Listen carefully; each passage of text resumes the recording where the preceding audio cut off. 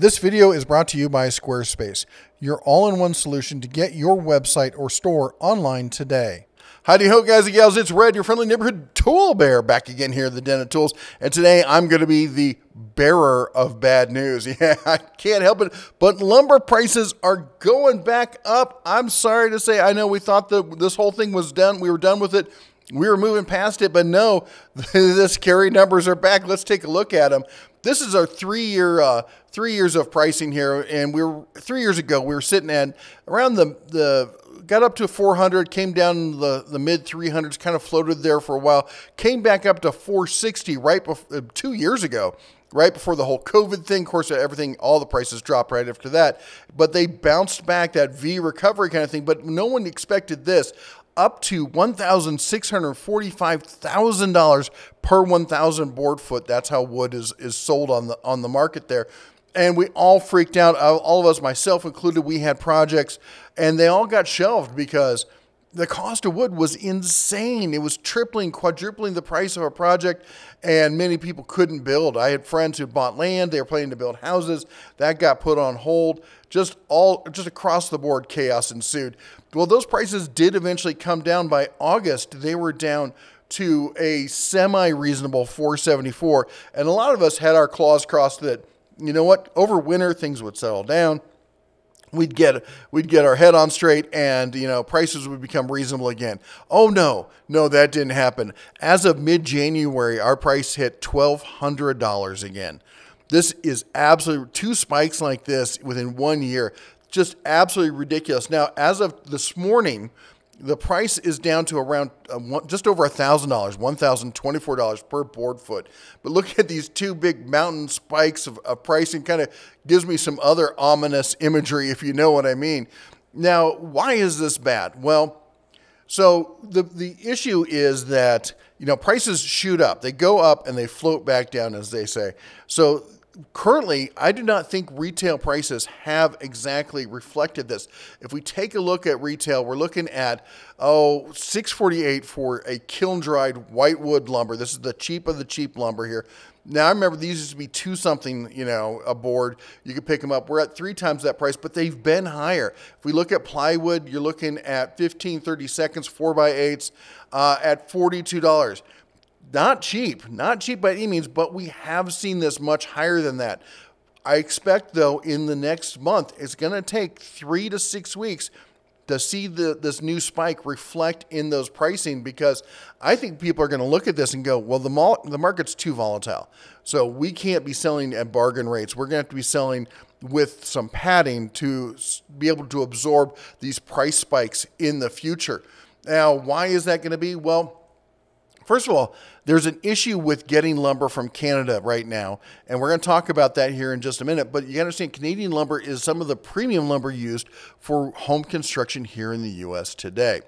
Now, before we jump into the entire reasons behind it, I want to say another thank you to Squarespace for sponsoring this video. Squarespace is your best and probably easiest solution for setting up your online presence today. Really, all you got to do is answer a short list of questions like this.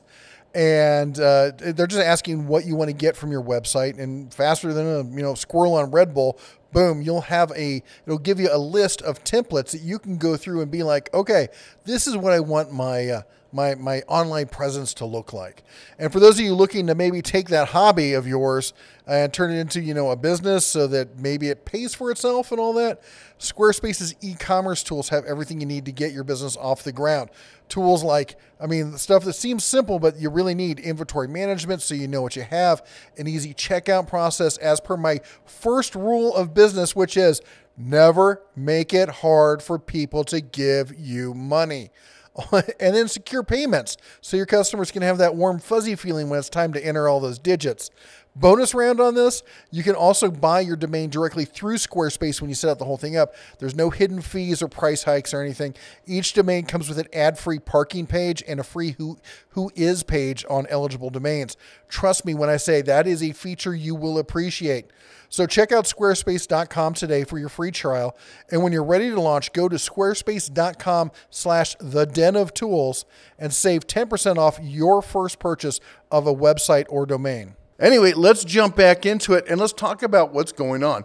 First thing we got to talk about is supply chain. In this case, the supply chain issues, we already have some huge supply chain issues, not enough truckers, all sorts of stuff. But on top of that, we have Canada imposing a COVID vaccine mandate for anybody who crosses the border. So if you're a Canadian trucker and you're taking lumber from Canada down to the US, when you come back in, they're going to require you to have a vaccine, and you're going to have to go through a whole bunch of stuff if you don't. This has really ticked off the Canadian truckers.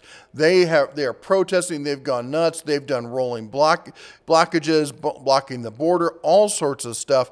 They're now going to have to quarantine when they come back into the country. They are losing their mind on all of this. But you know what? The reality is, they're not the only ones. The U.S. has got the same policy in place. For some reason, we're not talking about nearly as much. At least the truckers here aren't nearly as upset as the truckers in Canada. They've rolled over to Quebec. They're doing a huge protest over there, letting them know what they think. And their plan is, if they can get Canada to capitulate, then maybe the Canadian government can talk to the U.S. government, and we can get this whole thing flowing. But you know what? That's not the only thing that's going on. I mentioned before, we have a shortage of workers. There's just not enough truck drivers. But don't worry, they have a plan. Teenagers are going to save the day.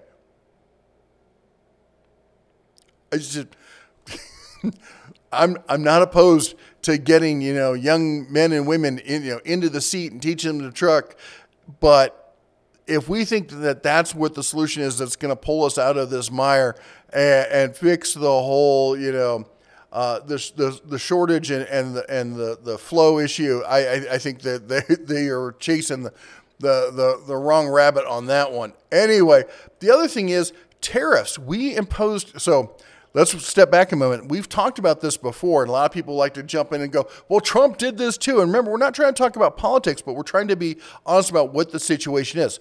Trump did impose tariffs. As soon as COVID hit, though, and prices started going crazy and whatnot, he dropped those tariffs. All right. So the tariffs they'd been imposed because there is a argument for having the tariffs in place between predatory pricing and whatnot between Canada and the U.S. So he did have those tariffs in place, but he did remove them, and then the Biden administration imposed those and then some on top of that. In fact, they're pushing for more at this point and showing no sign of backing down. I don't know what's going on over there. On top of that, we have an issue with Beetles. Okay, wrong Beetles. Sorry. Beetles. There we go. The Beetles are just infesting the wood in record numbers.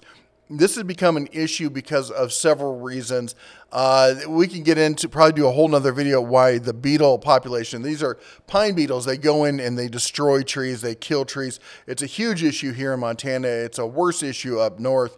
It's really affecting the lumber, trades and whatnot. But the real question is, where are prices going to go in the future?